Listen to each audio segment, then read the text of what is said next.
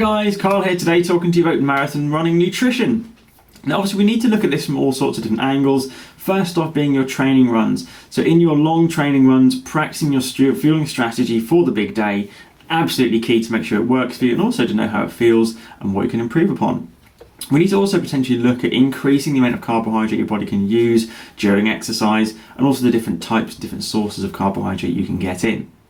On the big day, we need to have a look at something like a bowl of porridge, toast and jam, anything like those kind of foods, which are basically going to give you lots of energy for the run, but aren't going to be too heavy on the stomach. I tend to have something like a big bowl of porridge, but actually then eat about an hour beforehand as well. I get very hungry otherwise, so this helps me feel good, feel a bit more energetic. So if I feel hungry on a run, I'm going to feel quite weak. Next, we need to look at during the run. So your body can absorb up to 90 grams of carbohydrate per hour, 60 grams being that as glucose-derived carbohydrate and 30 grams as fructose.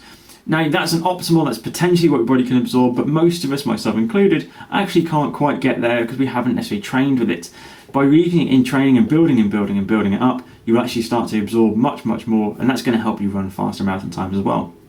20 to 30 minutes though, don't wait for mile 8 before you have something to eat or drink, of carbohydrate that is, otherwise you're going to start to really suffer. Your body's already starting to shut down its fueling and blood supply to the stomach, so your digestion is going to take a real nosedive and you can actually really struggle a lot more than you necessarily need to.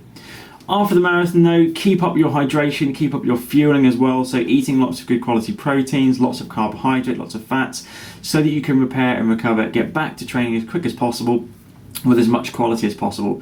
Often people don't eat very well in the days after marathon, just eating lots of carbs with no protein, no fat to repair and keep your energy sources there. So when they do come back to training, they feel sluggish, they've put on some weight at that point, and then the next training suffers for the next few weeks. The next marathon comes along in maybe a month or two's time and they're completely spent and they haven't had a good few weeks of training beforehand. So those are some important tips to take on with regards to nutrition for marathon running. If you've got any more questions guys, give me a shout. See you soon.